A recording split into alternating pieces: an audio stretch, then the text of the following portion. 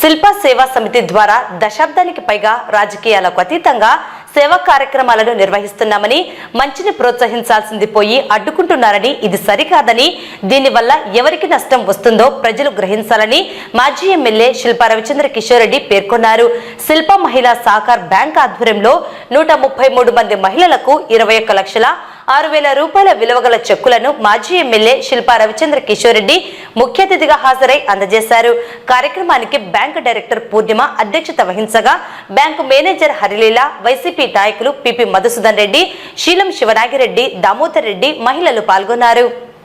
ఈ సందర్భంగా మాజీ ఎమ్మెల్యే శిల్ప రవిచంద్ర కిషోర్ రెడ్డి మాట్లాడుతూ, దశాబ్ద కాలం పైగా నంద్యాల ప్రజలకు ఎటువంటి లాభాపేక్ష లేకుండా శిల్ప సేవా సమితి ఆధ్వర్యంలో శిల్ప సహకార్, రైతు సహకార్, మహిళా సహకార్, ఉచిత మినరల్ వాటర్, వైఎస్ఆర్ కళ్యాణ మండపం వంటి అనేక కార్యక్రమాలను చేపడుతున్నామన్నారు.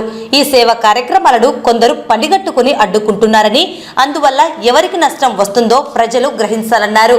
తాము చేస్తున్న సేవా కార్యక్రమాలకు అడ్డుకునేవారు అంతకంటే ధీటుగా పోటీపడి ప్రజలకు వారు సేవలను అందించాలని హితవు పలికారు.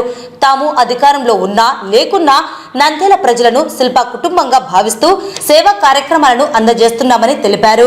ప్రజల మంచిని కోరేవారు ఎవరైనా శిల్ప సేవా కార్యక్రమాలను అడ్డుకోరన్నారు. శిల్ప సేవా సమితి ఒక వ్యాపార సంస్థ కాదని, రాజకీయాలకు తావు లేకుండా కార్యక్రమాలను చేపడుతున్నామన్నారు. శిల్ప మహిళా సహకార్ ద్వారా రుణాలను పొందిన మహిళలు సద్వినియోగం చేసుకోవాలని, ఆర్థికంగా అభివృద్ధి సాధించాలని కోరారు. ఈ కార్యక్రమంలో శిల్ప సేవా సమితి మేనేజర్ లక్ష్మీనారాయణ, సిబ్బంది పాల్గొన్నారు. చాలా సంతోషం. మరొక మారు ఇక్కడ దగ్గరగా 133 మందికి లోన్ డిస్ట్రిబ్యూషన్ కార్యక్రమం చేసుకోవడానికి విచ్చేసినటువంటి మా అక్క చెల్లెమ్మలందరికీ కూడా నమస్కారాలు. సో ఆల్రెడీ ఎక్కే మార్కెట్ యార్డ్ నుంచి ఇక్కడికి ఎందుకు వచ్చామో కూడా మీకు ఇప్పటికే తెలుసు. ఈ ప్రోగ్రామ్ అక్కడ చేసుకోకుండా ఇక్కడ ఎందుకు, ఎందుకంటే ప్రభుత్వం మారిన తర్వాత వారు ఆ మార్కెట్ యార్డ్ మన ప్రోగ్రాంలో చేసుకోవడానికి ఇవ్వడం లేదనేది మీకు తెలుసు. అదే కాకుండా రేపొద్దున ఆ బ్యాంకు కూడా అక్కడ ఉంటుందా లేదో కూడా చెప్పలేనటువంటి పరిస్థితి. ఎందుకంటే ఇంకా మీకు తెలిసి ఉండకపోవచ్చు, కానీ మాకు నోటీసులు పంపించినారు, తక్షణమే ఖాళీ చేసి వెళ్ళండి అని. ఎందుకంటే చెప్పరు. రెంట్ కట్టడం లేదా అంటే కడుతున్నారు అంటారు. ఇంకా రెంట్ రేపటికి ఏమైనా తీసుకోవడం లేదంటే ప్రతి నెల తీసుకుంటా అన్నారు. కానీ మాకు సూచనలు ఉన్నాయి, మాకు పై నుంచి ఆదేశాలు ఉన్నాయి, మీరు మాత్రం ఇక్కడ ఉండకూడదు, మమ్మల్ని ఇబ్బంది పెట్టకూడదు. సో సూపర్ మార్కెట్ ఉండకూడదంట, బ్యాంక్ ఉండకూడదంట, రైతు సహకారం ఉండకూడదంట, వైఎస్ఆర్ కళ్యాణ మండపం ఉండకూడదంట. ఇవన్నీ ఉండకూడదు అని చెప్పేసి మాకు ఆదేశాలు ఉన్నాయని చెప్పి ఎక్కడికక్కడ దీనిని తీసేయండి, దీనిని తీసేయండి. సరే, మనం కోర్టుకు పోవడం, కోర్టులో చేయడం, లేకపోతే భవిష్యత్తులో ఏం జరుగుతుంది అనేది వేరే విషయం.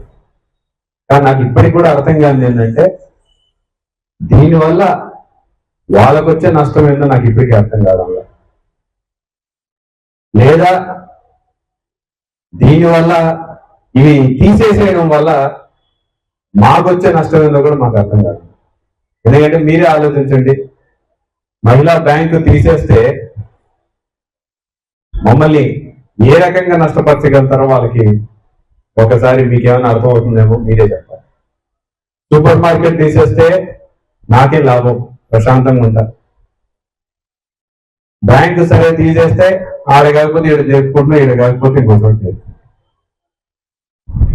లేకపోతే వైఎస్ఆర్ కళ్యాణ మండపం తీసేస్తే నష్టపోయేది పేదలే.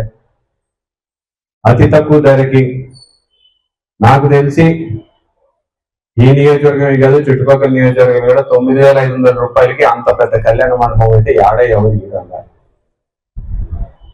ఏదైనా ఈ మధ్య కాలంలో పెళ్లిళ్ళు చేసుకోవాలంటే కళ్యాణ మండపం రేట్లు కూడా అందుబాటులో ఉంటేనే వెళ్ళగలుగుతున్నారు, లేకపోతే వెళ్ళలేనటువంటి పరిస్థితి. ఎందుకంటే మీకు తెలుసు, 50,000, 70,000, ₹1,00,000, 9,500కి. మొన్నటి వరకు సరే ₹5,000 ఉండే. ఇంకా మీకు ఈ మధ్య కాలంలో ₹5,000కి అంత స్థలం ఎట్లా మెయింటైన్ చేయాలో కూడా సాధ్యపడదనే విషయం తెలుసు. 9,500 చేసినారు ఈ మధ్య కాలంలో. సరే దాన్ని కూడా ఓర్చుకోవడం.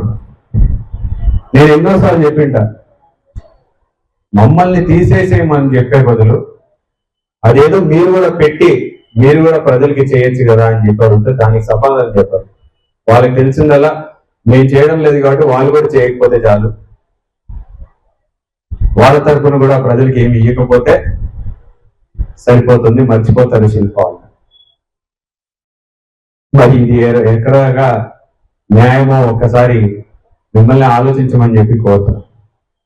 మామూలుగా అయితే ఇప్పుడు దీని గురించి పెద్దగా ప్రస్తావించాల్సిన అవసరం వచ్చేది కాదు, మనం కూడా మాట్లాడాలని కాదు.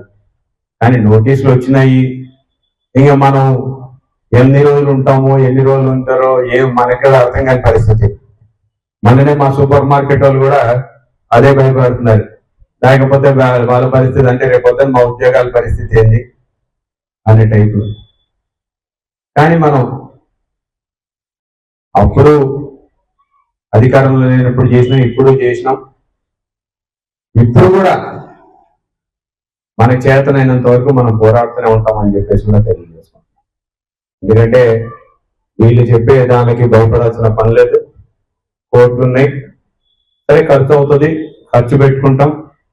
కానీ అది కూడా ప్రజల కోసం మంచి కోసమే ఖర్చు పెట్టినా కానీ మాకు దీనిలో వచ్చే ₹1 కానీ నేను వాళ్ళకి అది కూడా చెప్పిన, నిజంగా ఈ వ్యాపారాల్లో ₹1 మాకు వస్తుంది అనుకుంటే లక్షణంగా మీరు మొదలు పెట్టండి అని చెప్తాను. మీరే చేయండి, మీరు చేస్తే మీకు లాభం వస్తే లక్షణంగా చేయమని చెప్పి. ఎందుకు చేయడంలో ఎందుకు ఎవరు కూడా ముందుకు రావడంలా? ఎందుకు ముందుకు రాలంటే ఎవరికి లాభం లేదు కాబట్టి. దీంట్లో లాభం ఉండింటే శిల్పా సహకార్ లాంటివి ఒక 10 పెట్టిండే వాళ్ళు ఈ పార్టీ కదా, మహిళా బ్యాంక్ లాంటిది ఇంకొక 10 పెట్టిండే వాళ్ళు ఈ పార్టీ కదా, రైతు సహకార్ లాంటివి 10 పెట్టిండే వాళ్ళు ఇంకో. కానీ ఎవరు ఎందుకు పెట్టడం లేదు అంటే దీంట్లో ₹1 లాభం కూడా లేదు కాబట్టి, ఇట్లాంటి వ్యాపారం ఎవరు చేయడు కాబట్టి, దీనివల్ల ఎవరు లాభం లేదు కాబట్టి పెట్టడం.